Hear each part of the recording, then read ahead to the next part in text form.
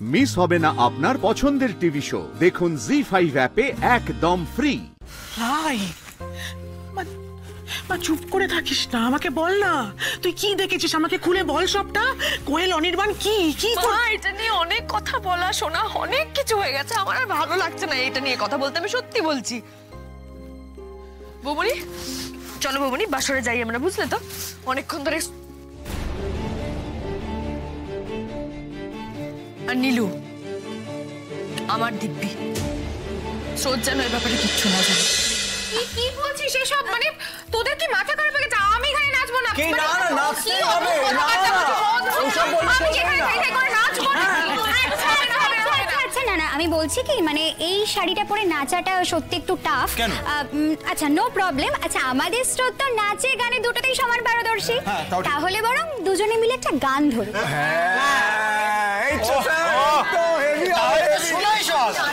মানে বাসর রাতে বড় বউয়ের ডুয়েট। অদ্ভুত তো। আমি আবার এখানে কি গান গাইবো? কে কি গান জানে না জানে, কে কোন স্কেলে গান গায় না গায়, রিহার্সাল ছাড়া না এইভাবে গান গাওয়া যায় না। এই শোন স্রোত, এই কাটা কম্পাস স্কেল এগুলো না মিললেও বিয়ে যখন হয়েছে তখন ডুয়েট হবেই। একদম। গানটা না অত ছেলে খেলা নয়। এই তুই কি বলতে চাইছিস? হ্যাঁ, বিয়েটা কি ছেলে খেলা? দুজন দুজনের স্কেলে স্কেল মেলাবে, দুজন দুজনের সুরে সুর মেলাবে, তবেই না হলো সাকসেসফুল ম্যারেজ।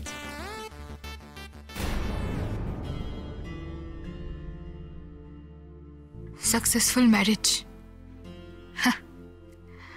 আমাদের ম্যারেজ যে কতটা আনসাকসেসফুল সেটা প্রমাণ আমাদের এখন থেকেই শুরু করতে হবে।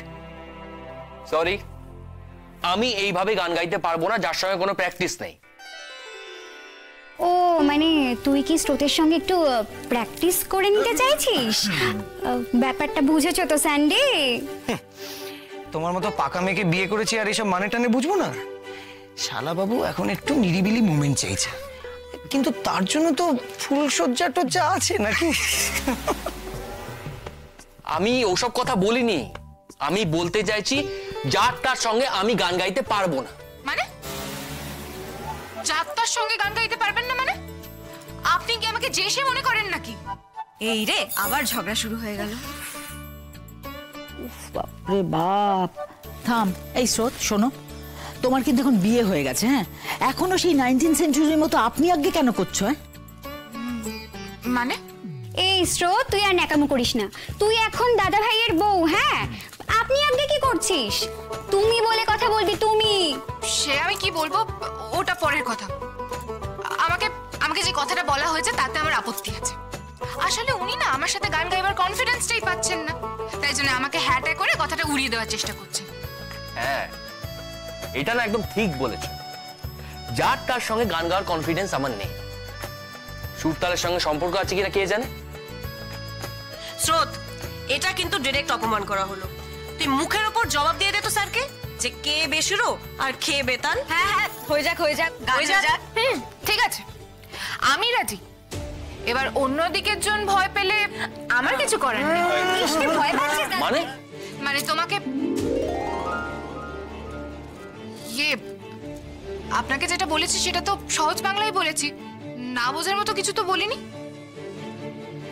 তবে আমার সঙ্গে সুর মেলাতে যদি আপনি ভয় পেয়ে থাকেন তাহলে এটা না বোঝার অভিনয়টা যেটা করছেন সেটা করাই ভালো। ভয় তোমাকে?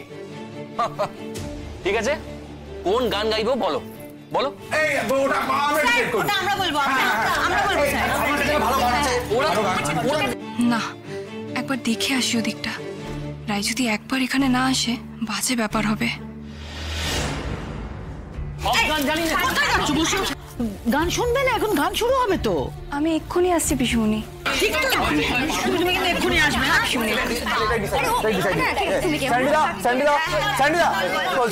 অসম্ভব, হিন্দি গান আমি হিন্দি গান জানি। বাজে কথা, এই গানটা যে উনি জানেন সেটা আমি জানি। এই দেখো, আমি বাজে কথা বলছি? আমি কি সব গান জেনে বসে আছি নাকি? উফ, শান্তি শান্তি শান্তি। আচ্ছা তোরা প্রথম ডেটে গিয়ে হাত ধরাধরি করে যে গানটা গেয়েছিলি সেটাই বরং গান। চুপ, আমরা কোনো গান গাইনি। যাক, মানে ডেটে গিয়েছিল সেটা অন্তত স্বীকার করেছে। চুপ চুপ সবাই চুপ, সবাই চুপ। এই, তুমি কি করে জানলে যে আমি ওই গানটা জানি? সব তাদের কথা না? আমি জানি বলেই বলেছি, এখন নিজের মুখে বলা হোক। গানটা জানা আছে কি নেই? নেই। ঠিক তো? নাকি আমার সঙ্গে গান গাইবার ভয়ে পিছিয়ে যাওয়া হচ্ছে? এই, একদম বাজে কথা বলবে না। এই কিঞ্জল, আমাদের ফ্রেশার্সে ওই গানটা কে গেয়েছিল রে? মহুয়া ম্যামের সঙ্গে ডুয়েট। ভাই ভাই মানে সাদে সাদেতে ফার্স্ট একবারে ফটোগ্রাফিক মেমরি। মানে তুই গানটা এখনো মনে করে রেখেছিস? মানে মনে থাকবে, দেখ তখন থেকেই তো আর কি সিঙ্কিং কি বলছিস তা থামবি? আমি গানটা জানি বলেই বলছি। তা গানটা জানা আছে কি নেই? সার্থক, যা তা ভাবে ধরা পড়ে গেছিস কিন্তু বউয়ের কাছে। আর কাজই আই লাভ নেই, গেয়ে দে বাবু, গানটা গেয়ে দে। অদ্ভুত তো, আর কারো মনে নেই, ও মনে রেখেছে। অতদিন আগে আমি কি গেয়েছি আমার নিজেরই তো খেয়াল ছিল না।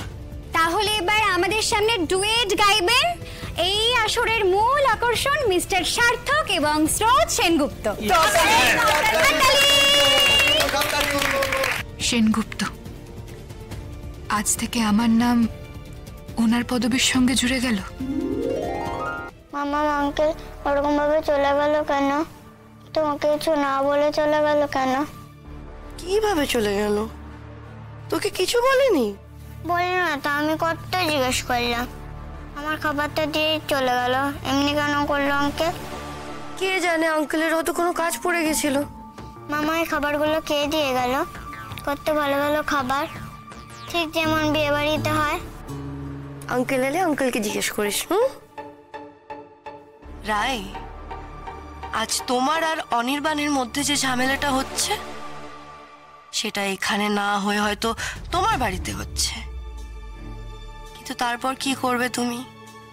এখানে ফিরবে, আমাকে বের করে দেবে বাড়ি থেকে? না, তোমাকে যতটুকু বুঝেছি তুমি আমাকে তাড়িয়ে দেবে না, তুমি নিজে সরে যাবে। তাও আমার অসহায়তার কথা ভেবে তুমি কখনোই আমাকে বের করার কথা ভাববে না। কিন্তু কিছু মনে করো না রাই, আমি তোমার ভালো মানুষের সুযোগটা নিতে বাধ্য হচ্ছি। আমি চাই তুমি সরে যাও এখান থেকে।